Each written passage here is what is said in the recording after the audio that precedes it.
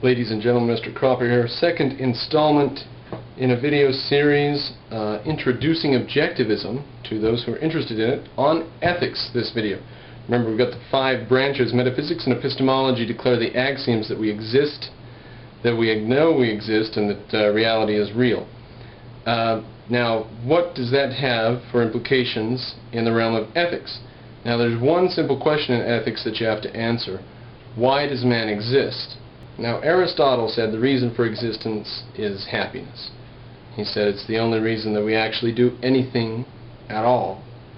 It's the only thing that we don't save up for any use for something else.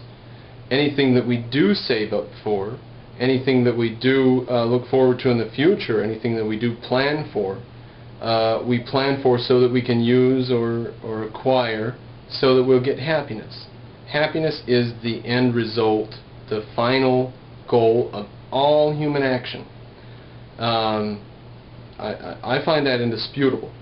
I've never heard a person dispute it with any credibility to their statements. So I take happiness to be the purpose of human life.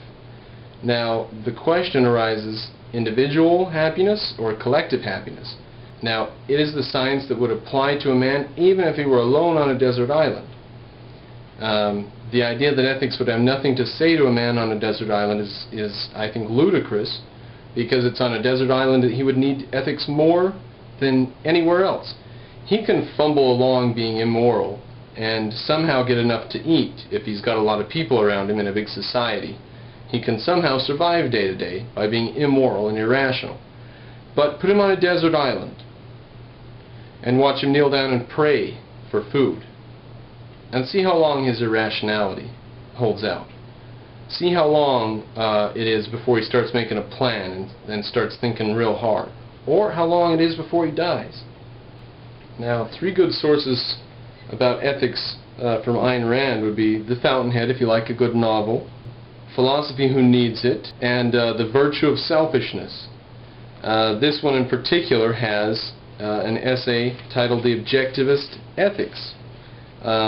You'll also be interested perhaps in Mental Health versus Mysticism and Self-Sacrifice, which is Chapter 2. The Ethics of Emergencies, Chapter 3, which we will now be visiting. Now, ethics is exactly the science of how to make man's life the best that it can be on earth, because that's the only life that he has. Now, if morality is the science of what man ought to do with his life, then it ought to include some injunctions about emergencies. But, on the other hand, it ought to be focused on living life in a productive manner. His life and self-esteem require that the object and concern of man's consciousness be reality and this earth. Right? So just reality in this earth, the things that are bound to happen to us in day-to-day life, sometime between now and the time we die. We need to have an answer for how we're going to approach those situations. But morality, men are taught, and this is what is taught today, this is altruism. Morality consists of scorning this earth and the world available to sensory perception, and of contemplating instead a different or a higher reality, a realm inaccessible to reason and incommunicable in language, but attainable by revelation, special dialectic processes in the universities, by that superior state of intellectual lucidity known to Zen Buddhists as no mind, or by death. Now, if ethics is the science of what man should do to live his life, then should we form ethical injunctions in emergencies?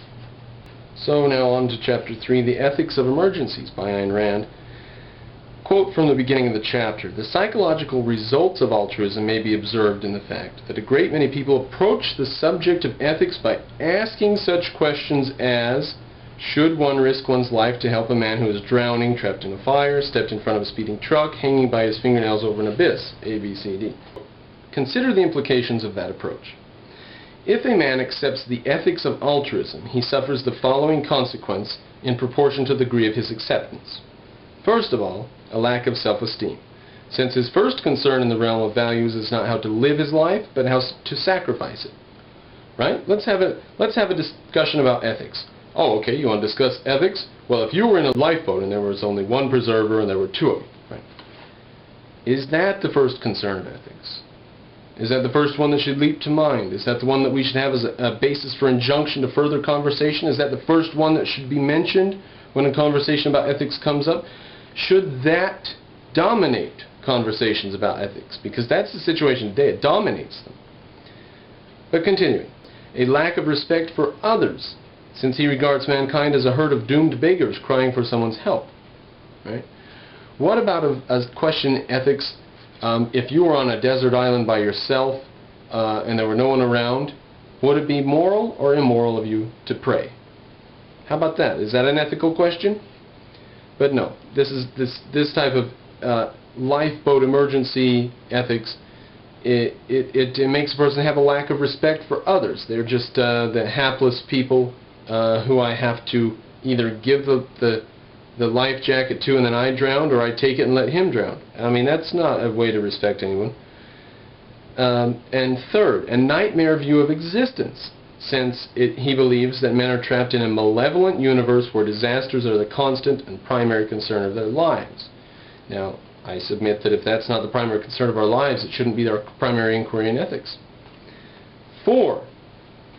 A lethargic indifference to ethics, a hopelessly cynical amorality. People just say, oh, well, ethics is just impossible to answer. You can't answer ethics. You know, it's either I die or you die, so we all just have to live our best we can. And they become pragmatists, so they just become amoral. Continuing the quote, since his questions involve situations which he is not likely ever to encounter. Now that's important. You're not likely to encounter. They're possible, but they're not likely. Should we base ethical injunctions of life and death and our futures and what we do day to day on things that we're not likely to encounter? Just because they're possible. And these questions bear no relation to the actual problems of his own life and thus leave him to live without any moral principles whatever.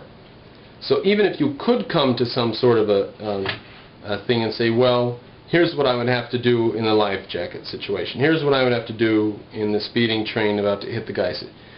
That still doesn't answer whether you should lie or cheat or steal at work, or whether you should rape or steal or plunder or whatever you should do. You know, that doesn't give you any answers to those. So why do they bring those up? What's their motive in that? And I'll let you decide for yourselves.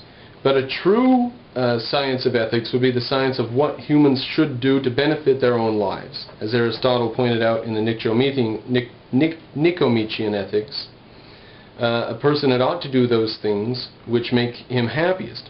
And as Adam Smith points out, those are the things which make other people the happiest. So everybody's happy, and we don't even have to resort to utilitarianism. What about the charge that selfishness is bad and destructive and harmful, and we're going to have to do something to mitigate selfishness? And here's Ayn Rand writing a book called The Virtue of Selfishness, and other people are saying enlightened self-interest is a better term, and so on.